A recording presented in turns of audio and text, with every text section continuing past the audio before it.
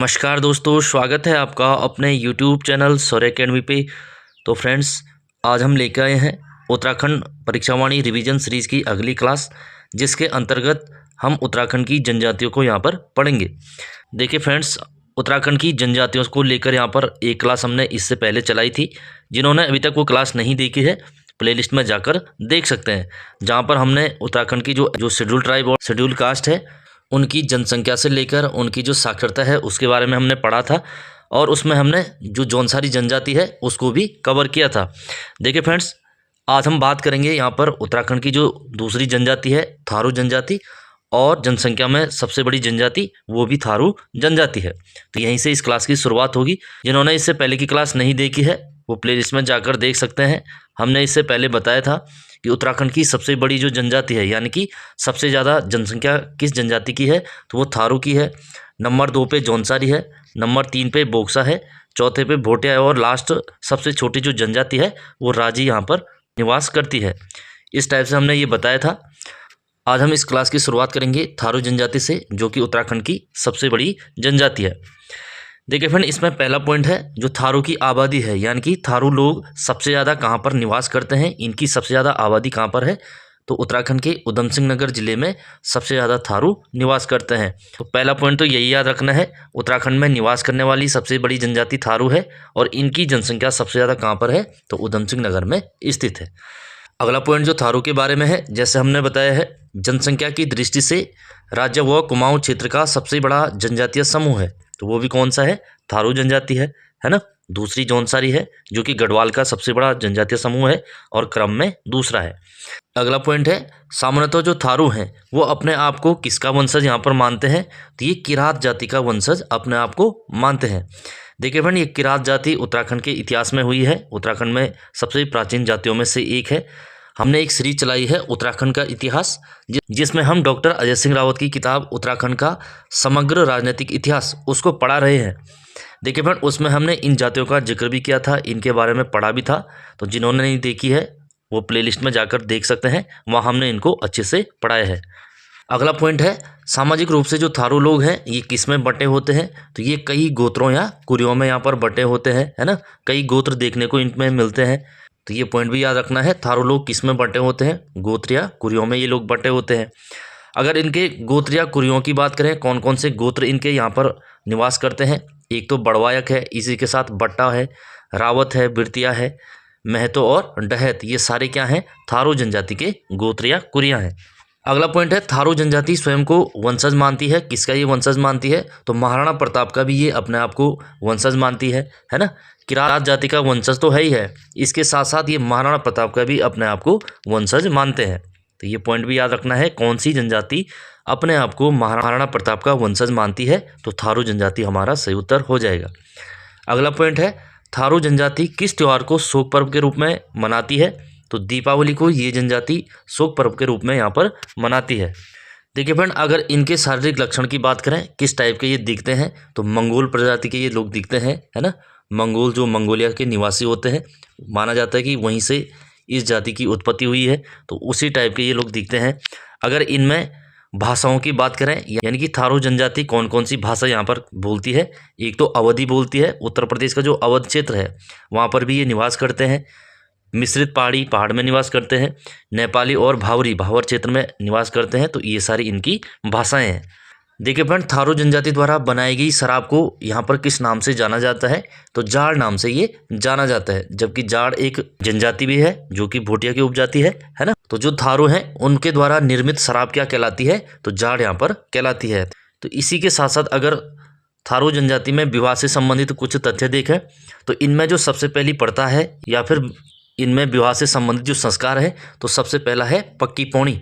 तो पक्की पौनी ये लोग किसे कहते हैं, जब दो पक्षों में विवाह की जो डेट है ना, विवाह की जो डेट है वो तय हो जाता है, तो उसी को कहते हैं पक्की पौनी। ये पॉइंट भी याद रखना है, पक्की पौनी किस में है, तो थारू जनजाति में है। और इन्हीं में अगर सगाई की रस्म को देखें, जब थारू जनजाति में सगाई की रस्म होती है तो उसको कहते हैं अपना और पराया। तो ये पॉइंट भी याद रखना है। अगला पॉइंट है, जब थारू जनजाति में किसी विधवा का विवाह हो तो उसके बाद भोज दिया जाता है, खाना दिया जाता है ना। तो भोज दिया जाता है, तो उसको किस नाम से जानते हैं, तो लठ भरवा भोज के नाम से यहाँ पर जानते हैं। तो तो लठबरवा भोज क्या है? तो थारू जनजाति में विधवा विवाह के बाद दिया जाने वाला जो भोजन है वही लठबरवा भोज है। अगर इनके धर्म की बात करें तो किस धर्म को ये मानते हैं? तो हिंदू धर्म को ये मानते हैं, है ना। अगर इनके देवी देवताओं की बात करें कि किस किस देवता को ये पूजते हैं, यहाँ पर 55 देवी को पूजते हैं। खड़गा भूत है, काली है, नगरियाई देवी, भूमिया देवता या भूमसेन, कोरोदेव, राकत, कलवा और इस टाइप से जो भी इनके देवता हैं इनको ये पूजते हैं। इनमें ये देवता प्रचलित हैं। देखिए फ्रेंड, इनके द्वारा एक फेमस त्यौहार मनाया जाता है जिसका नाम है बजहर। तो कई बार ये क्वेश्चन एग्जाम में भी आता है, बजहर नामक त्यौहार किस जनजाति से संबंधित है?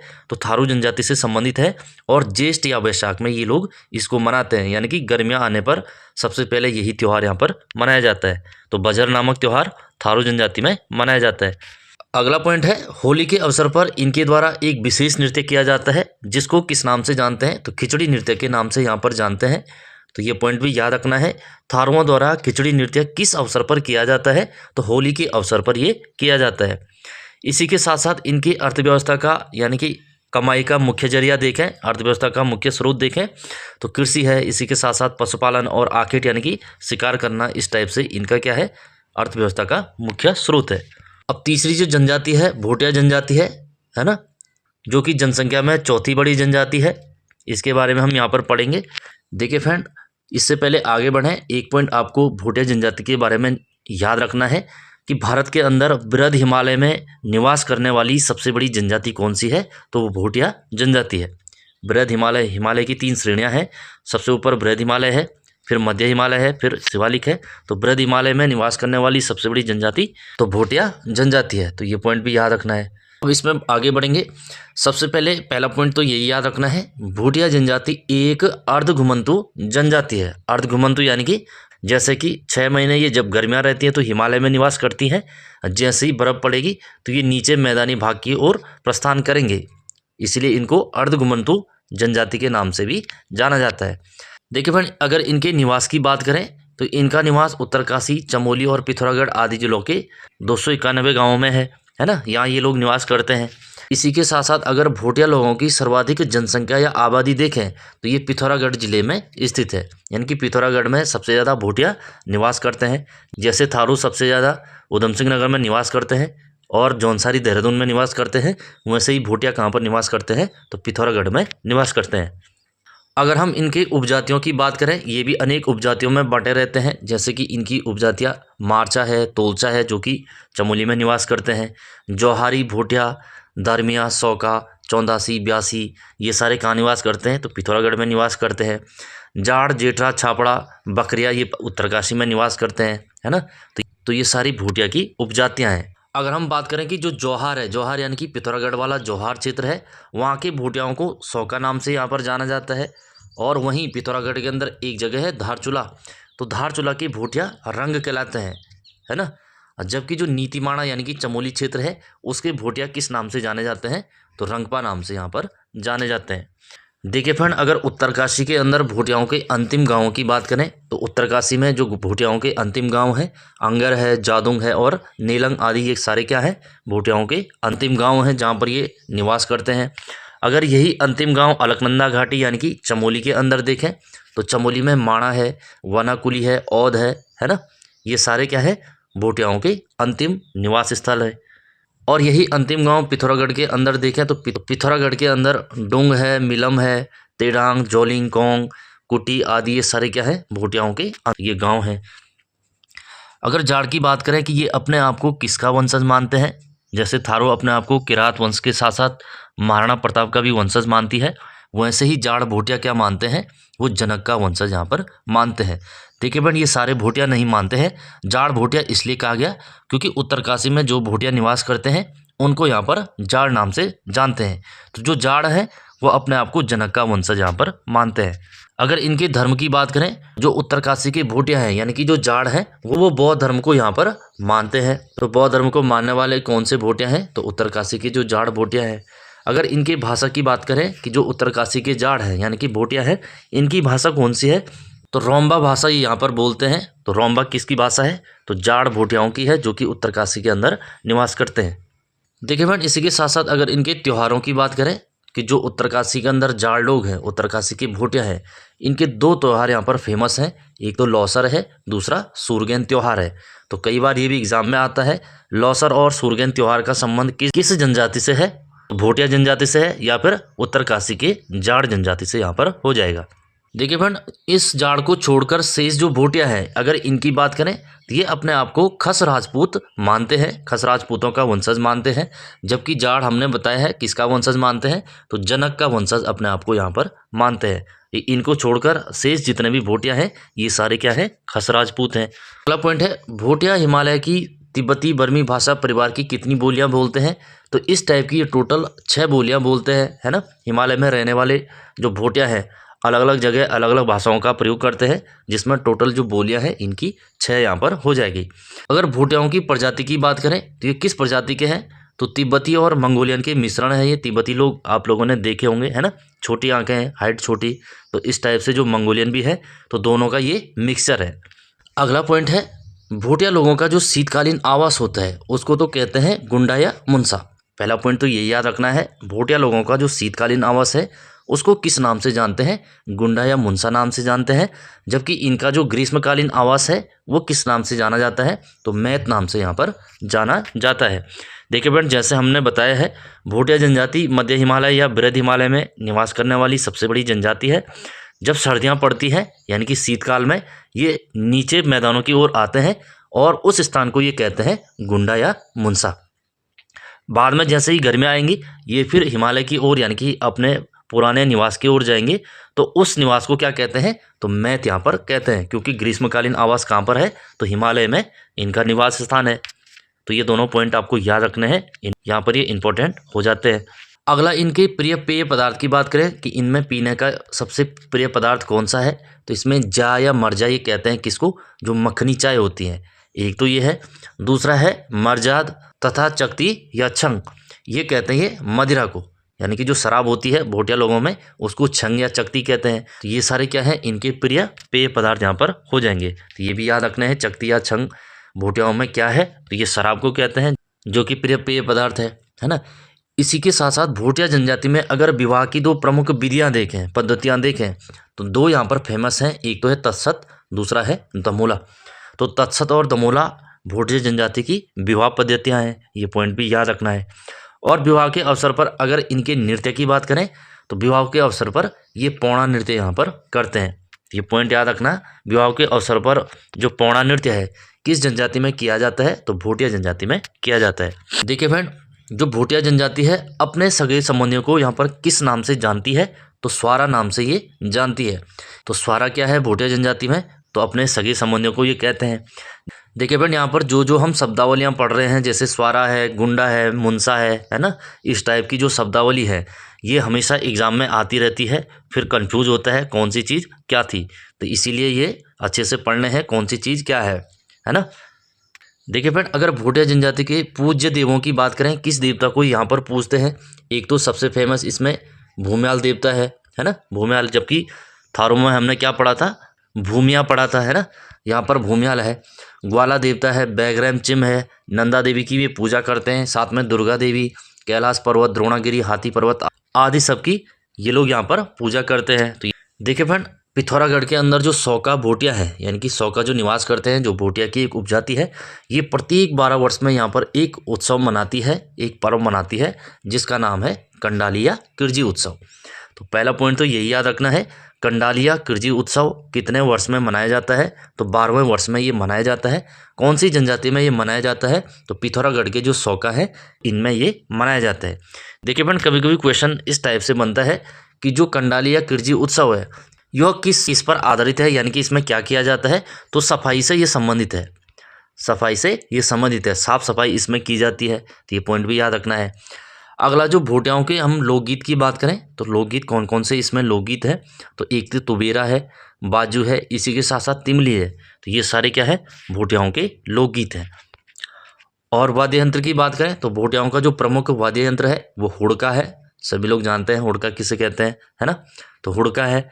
अगर इनके अर्थव्यवस्था की बात करें कि इनका जो जीवन यापन है किस पर आधारित है, कैसे इनका जीवन यापन चलता है, तो अर्थव्यवस्था में कृषि करते हैं, पशुपालन करते हैं, दस्तकारी और व्यापार करते हैं, है ना। देखिए फ्रेंड, अगर हम बात करें कि किस जनजाति के द्वारा ऋतु प्रवास किया जाता है, तो ऋतु प्रवास भी भूटिया जनजाति द्वारा किया जाता है। ऋतु प्रवास यानी कि हमने बताया ना, गर्मियों में ये हिमालय में रहते हैं और सर्दियों में नीचे आ जाते हैं मैदानी भाग की ओर, तो इसीलिए ऋतु प्रवास भी कहते हैं। देखिए फ्रेंड, अब हम बात करेंगे उत्तराखंड की जो चौथी जनजाति है, बोक्सा जनजाति। बोक्सा जनजाति के बारे में ऐसा माना जाता है कि ये 16वीं सदी के आसपास सबसे पहले बनवासा जो चंपावत वाला क्षेत्र है वहाँ पर आकर बसे थे, जिस कारण इनका नाम बोक्सा हो गया, बनवासा से बोक्सा, है ना। देखिए फ्रेंड, अगर बोक्साओं की बात करें कि बोक्सा राज्य के किस किस जिले में फैले हैं, तो बोक्सा राज्य में नैनीताल में है, उधम सिंह नगर तथा देहरादून में है। इसी के साथ साथ पौड़ी जिले के कुछ भागों में ये निवास करते हैं। और इनकी सर्वाधिक आबादी देखें तो सर्वाधिक जनसंख्या कहाँ पर निवास करती है, तो उधम सिंह नगर में निवास करती है। तो उधम सिंह नगर में दो जनजातियां हैं जो सर्वाधिक है, एक तो थारू है और दूसरी बोक्सा है। ये पॉइंट भी याद रखना है। देखिए फ्रेंड, जो बोक्साओं का निवास स्थान था उसको प्राचीन काल में बुक्साड़ नाम से यहाँ पर जाना जाता था। और बुक्साड़ की अगर बात करें तो कौन सा ये क्षेत्र है, तो नैनीताल और उधम सिंह नगर का जो क्षेत्र है उसी बुक्साड़ नाम से जानते हैं, क्योंकि बोक्सा लोग यहाँ पर निवास करते हैं।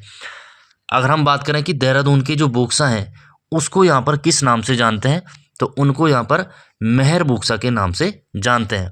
तो ये पॉइंट भी याद रखना है, देहरादून के बोक्सा किस नाम से जाने जाते हैं, तो मेहर बोक्सा नाम से जाने जाते हैं। देखिए फ्रेंड, अगर बोक्साओं की बात करें कि जो बोक्सा हैं ये किस वंश के हैं, यानी कि ये किसको अपना वंशज मानते हैं, तो पंवार राजपूत को ये अपना वंशज मानते हैं। तो ये पॉइंट भी याद रखना है, कौन सी जनजाति अपने आप को पंवार राजपूत का वंशज मानती है या फिर उस घराने का मानती है, तो बोक्सा जनजाति।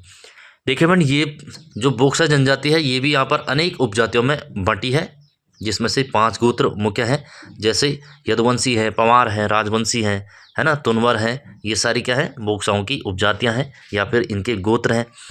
अगर इनके धर्म की बात करें तो हिंदू धर्म को मानने वाले ये जनजाति है, हिंदू धर्म से संबंधित है। और इनके जो स्थानीय देवता हैं, तो स्थानीय देवताओं में सबसे पहले खेड़ी देवी की पूजा करते हैं, खेड़ी देवी, ज्वाल्बा देवी की पूजा करते हैं, हुल्का देवी और साकरिया देवता की ये पूजा करते हैं। तो ये सारे देवताओं का संबंध किससे है, तो बोक्सा जनजाति से संबंधित है। अगर बात करें कि जो बोक्सा है इनकी सबसे बड़ी देवी कौन सी है, यानी कि ऐसे कौन सा देवता है या देवी है जिसको ये सबसे ज़्यादा पूजते हैं, तो चामुंडा देवी, जिसका मंदिर काशीपुर में स्थित है, यही बोक्साओं की सबसे बड़ी देवी है ना। देखिए फ्रेंड्स, बोक्सा लोगों की अगर भाषा की बात करें तो भावरी यानी कि भावर क्षेत्र में रहते हैं, भावरी बोलते हैं। कुमाऊं में निवास करते हैं तो कुमाऊनी बोलते हैं। राजभैंसी जो कि नैनीताल के अंदर बोली जाती है, तो ये सारी भाषाएं इनकी हैं। इनके त्योहारों की अगर बात करें, कौन कौन से त्यौहार ये लोग मनाते हैं, तो चैती मनाते हैं, है ना। चैती मेला कहाँ लगता है, काशीपुर में लगता है, जो बालासुंदरी मंदिर है बोक्साओं का सबसे बड़ा त्यौहार है। नौबी है, होंगड़, ढलिया, गोटरे, मोरो, होली और दीपावली या फिर नवरात्रि, ये सारे क्या है, बोक्साओं के त्यौहार है, क्योंकि हिंदू धर्म से संबंधित है तो सारे वही त्यौहार हैं। यदि बोक्सा लोगों का सर्वप्रमुख यानी कि सबसे बड़ा त्यौहार और मेले की बात करें तो जैसे हमने बताया है चैती मेला है, तो चैती मेला काशीपुर के बालासुंदरी मंदिर में लगता है, जो कि बोक्साओं का सबसे बड़ा त्यौहार है। अगला पॉइंट है, बोक्सा गाँव में बिरादरी, पंचायत, मुंसिफ और दरोगा सिपाही होते हैं। ये क्या होते हैं, इनकी बात करें तो ये न्याय व्यवस्था या कानून व्यवस्था के लिए इनमें ये कैटेगरी बनाई रहती है ना। अगर बोक्सा जनजाति की अर्थव्यवस्था की बात करें तो किस पर आधारित है, तो कृषि, पशुपालन और दस्तकारी पर ये लोग अपना जीवन यापन करते हैं। यही इनकी अर्थव्यवस्था का प्रमुख स्रोत है। और इनके ग्राम देवता की बात करें तो बोक्साओं का जो ग्राम देवता है साकरिया देवता यहाँ पर हो जाएगा। तो साकरिया देवता की पूजा किस जनजाति में की जाती है, तो बोक्सा जनजाति में की जाती है। देखिए फ्रेंड, अब हम बात करेंगे राज्य की जो अंतिम और 5वीं जनजाति है, राजी जनजाति, जिसकी जनसंख्या उत्तराखंड में सबसे कम है। इसको यहाँ पर पढ़ते हुए चलेंगे और जनजाति वाले चैप्टर को समाप्त करेंगे। देखिए फ्रेंड, सबसे पहला पॉइंट तो आपको यही याद रखना है, जो राजी जनजाति है इनका अन्य नाम वनरौत भी है। वनरौत यानी कि वनों में निवास करने वाले। जो पहले राजी जनजाति के लोग थे ये जंगलों में निवास करते थे, जिस कारण इनको वनरौत के नाम से भी जाना जाता है। अब इसमें आएंगे, पहला पॉइंट है, जैसे हमने बताया है वनरौत है, वनराउत है, जंगल के राजा, तो ये सारे किस जनजाति को कहा जाता है, तो राजियों को यहाँ पर कहते हैं। सबसे पहला पॉइंट तो यही याद रखना है। इसके साथ साथ अगर इनके वर्णक्रम की बात करें, यानी कि ये अपने आप को किसका वंशज मानते हैं, तो ये भी राजपूत है, रजवार है, राजपूतों का ही वंशज मानते हैं। इसी के साथ साथ इनका धर्म देखें तो ये हिंदू धर्म को मानने वाली जनजाति है। अगर राजी जनजाति में प्रथाओं की बात करें तो एक मुख्य प्रथा इनमें प्रचलित थी जिसका नाम है मूक विनिमय प्रथा। देखिए फ्रेंड, जो मूक विनिमय प्रथा है वो समझते हुए चलेंगे। पहले जो राजी लोग थे वो जंगलों में निवास करते थे। जब वो अपना बनाया हुआ सामान गांव में बेचने आते थे, है ना, तो इनको भाषा तो नहीं आती थी। ये चुपचाप वहाँ पर सामान रखते थे, चले जाते थे। दूसरे दिन आते थे तो गांव वाले इनकी वस्तुएं उठाते थे और वस्तुओं की जगह खाने पीने का सामान रखते थे। तो ये सामान उठा के अपने साथ ले जाते थे।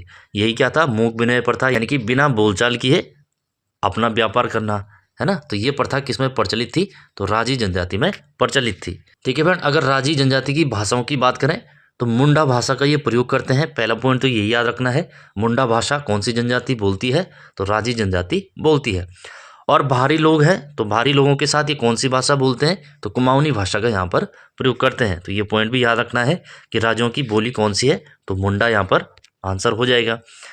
अगर इनके निवास की बात करें तो सबसे अधिक आबादी यानी कि अधिकांश तो जो राजी निवास करते हैं तो ये पिथौरागढ़ जिले के अंदर निवास करते हैं। और इनकी जनसंख्या की बात करें तो 2011 के अकॉर्डिंग इनकी जनसंख्या कितनी थी? 690 यहाँ पर गिनी गई थी, है ना। तो आपको ये याद रखना है, सर्वाधिक जो राजी है किस जिले में निवास करती है? तो पिथौरागढ़ जिले में निवास करती है। देखिए फ्रेंड, जो राजी जनजाति है अगर इनकी बात करें कि इनका जो मुख्य पेशा है तो ये शिल्प कार्य में यहाँ पर निपुण होते थे। काष्ठ शिल्प में, काष्ठ शिल्प यानी कि लकड़ी का जो काम होता है उसमें ये निपुण होते थे, पहले भी थे और आज भी है। तो काष्ठ शिल्प में कौन सी जनजाति निपुण है?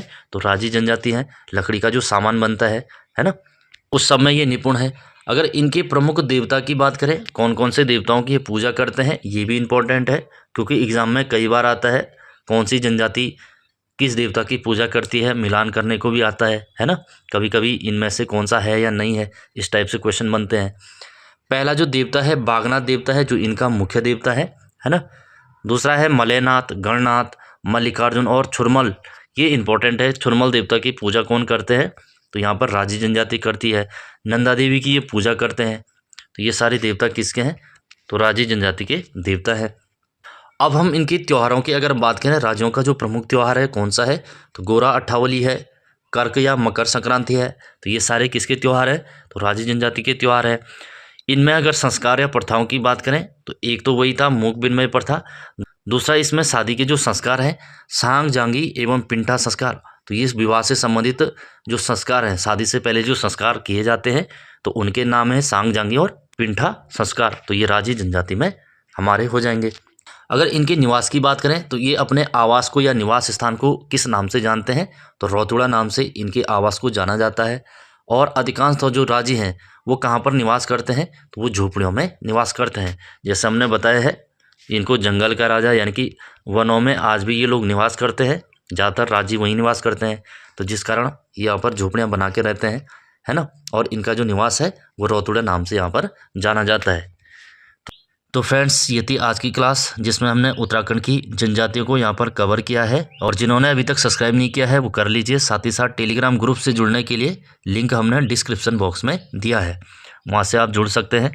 Thank you for watching. मिलते हैं अगली क्लास में।